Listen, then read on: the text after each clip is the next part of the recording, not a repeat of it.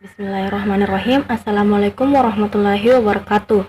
Saya atas nama Yulana B. Di sini saya akan menjelaskan tentang kebijakan fiskal, di mana kebijakan fiskal adalah salah satu kebijakan ekonomi yang dicanangkan oleh suatu negara untuk mengelola serta mengarahkan perekonomian ke kondisi yang lebih kondusif, di mana cara yang ditonjolkan dari kebijakan ekonomi ini adalah dengan mengubah maupun memperbaharui pengelolaan pendapatan dan pengeluaran negara, di mana inti dari kebijakan fiskal adalah sebagai upaya pengelolaan dana yang diterima dari pajak untuk memenuhi keperluan masyarakat yang kebutuhan masyarakat dalam skala yang lebih besar, atau dalam skala yang lebih luas.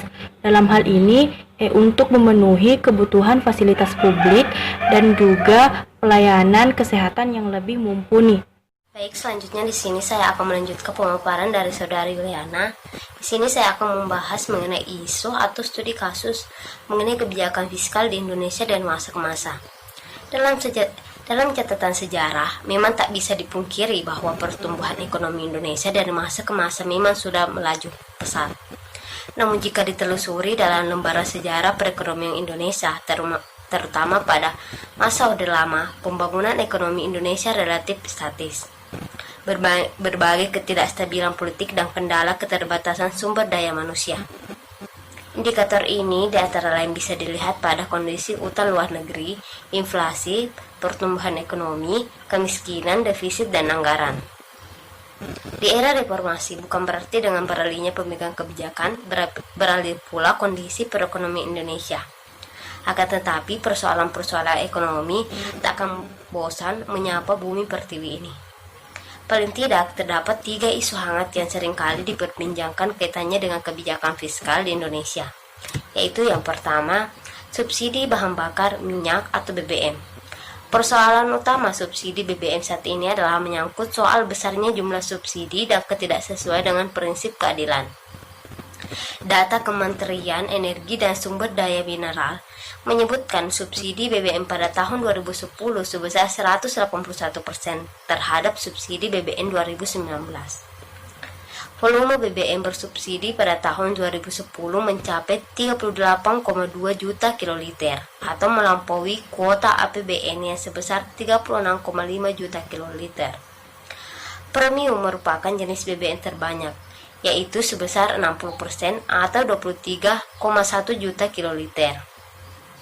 Adapun realisasi BBM bersubsidi pada tahun 2009 sebesar 37,7 kiloliter. Penggunaan terbesar dari subsidi itu adalah transportasi darat, yakni 89% atau 32,48 juta kiloliter.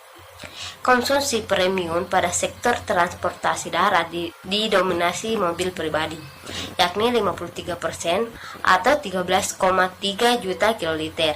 Dari total konsumsi premium untuk transportasi darat, dominannya konsumsi premium pada sektor transportasi darat oleh kendaraan pribadi dinilai kebanyakan pihak, termasuk pemerintah, merupakan kenyataan yang tidak mencerminkan keadilan.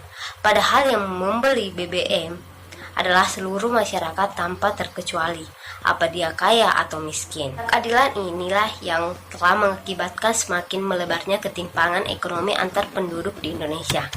Kemudian yang kedua, utang luar negeri. Sejak tahun 1997, Indonesia sebagai anggota IMF menggunakan haknya untuk memperoleh bantuan.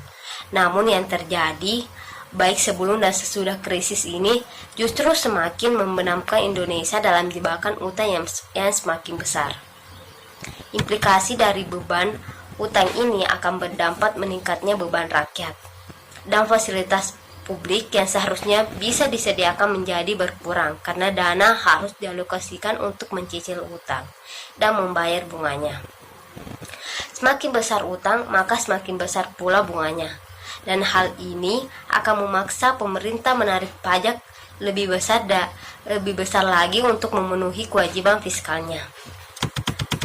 Kenaikan pajak jelas akan berdampak pada naiknya harga-harga barang produksi, sehingga yang lagi-lagi terpojokkan adalah kaum miskin yang terbatas pendapatannya. Kementerian Keuangan mencatat total uang pemerintah per 31 Desember pada tahun 2010 mencapai 1,676 triliun.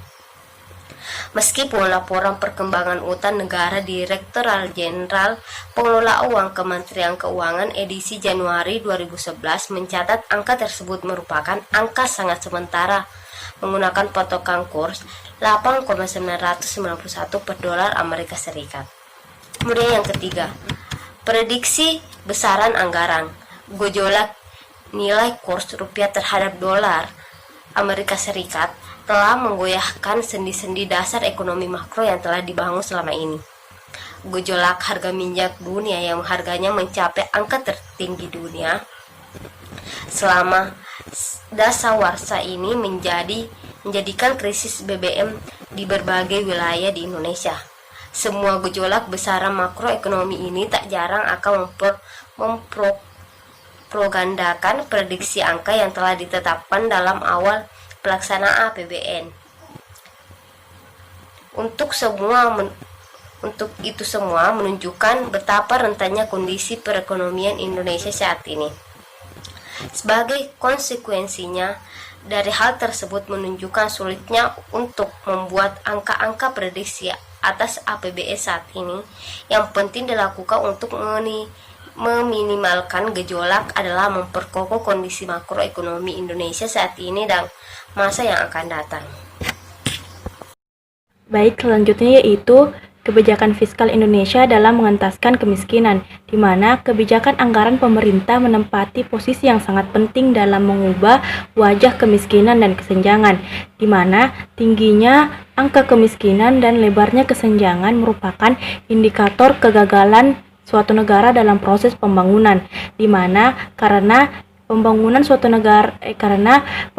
dilaksanakan pada prinsip ditujukan untuk meningkatkan kesejahteraan masyarakat dan taraf hidup masyarakat.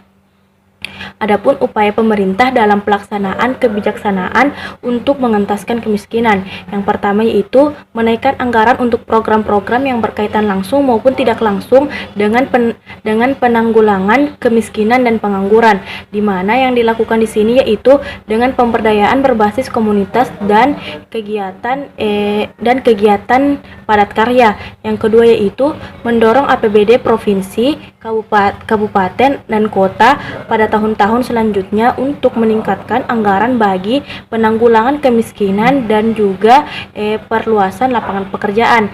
Yang ketiga yaitu tetap mempertahankan program lama seperti Raskin, BOS, dan asuransi kemiskinan serta yang lain-lain.